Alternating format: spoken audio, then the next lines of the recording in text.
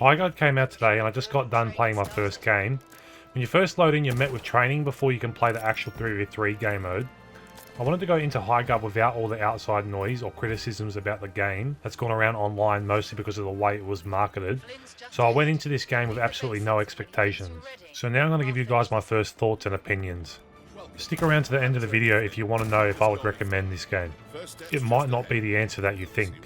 So when I first loaded into the training, honestly I was a little impressed. The game actually looked really nice and the audio seemed to be really well done. Not only that, the training was actually simple and useful for people who may have never actually really gotten into a hero shooter type of game before, so that was nice to see.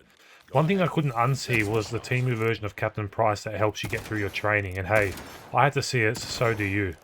Once I finished the training, I loaded into my first game, which is what you're seeing on the screen. The aim of the game is to push through the enemy's base, and while they're defending their base, you have to plant bombs. They can reinforce walls, which is akin to something like Rainbow Six Siege, and you know what? Just about everything in this game is taken from something else. The game has abilities that you can use, which are pretty much ripped straight from Overwatch, and even things like the armor system and the weapon looting really remind me of Apex Legends, which that kind of makes sense when you think some of these devs came from inside that studio. So I know what you're asking yourself now, is the game as bad as you think, or people were making out like it was going to be before release? Well kinda, but not really, if that makes sense. The game is kinda different in the way its gameplay loop works, but what most people feared about this game is true. It really just feels really generic, and the game definitely isn't bad. You could even say it's good, but I've only played one game, and I can tell you right now, I know I've seen everything this game has to offer. Yes, the maps may look nice, and the gunplay is decent. That doesn't really excuse the fact that the game feels a bit uninspired and boring. The fact the game is taking pretty much everything from every other shooter on the market just makes it feel like you've seen this all before, and that's because you have.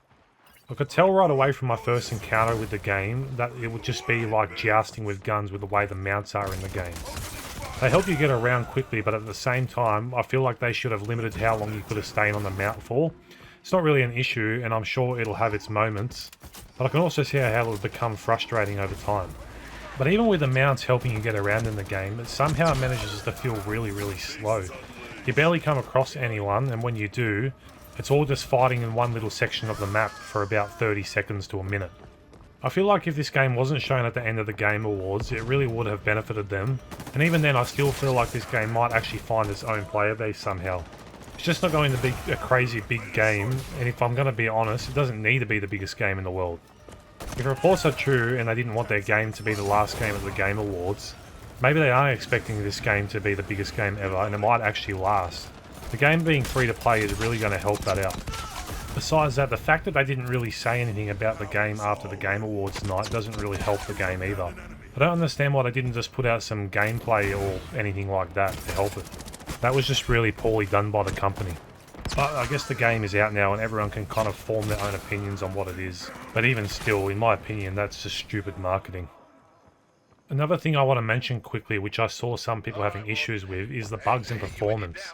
From the first game on, I didn't run into any performance issues or bugs, and that's not to say that they don't exist, because they obviously do, but I was pleasantly surprised with how the game performed. I know a lot of people struggled to get onto the game to begin with, and it was a little bit jolty, but for me, I personally didn't run into any issues like that. The only one kind of issue I had was I wanted to quit the game and reload into it, and when I did, it made me reinstall the whole game for some reason. That was a little bit annoying, but the game is not too big of a download, so it wasn't that big of an issue. One thing that I couldn't really wrap my head around while playing the game was the balance. I couldn't really tell if weapons were balanced or abilities were balanced. Everything just kind of felt samey, which is a little strange for a game like this. But at the same time, that's not exactly a bad thing either, I guess. So that pretty much brings me to the end of this video, because there's not much I can really say. I'll keep playing over the next few days and I'll see if my opinion on it changes, but something makes me kind of doubt that. So guys, would I recommend you play this? I guess the answer is yes. It's free to play and the game really isn't bad.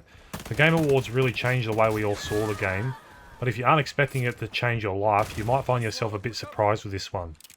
That's all I've got for you guys for this video. If you guys liked it, hit like. If not, hit dislike and leave me a comment below.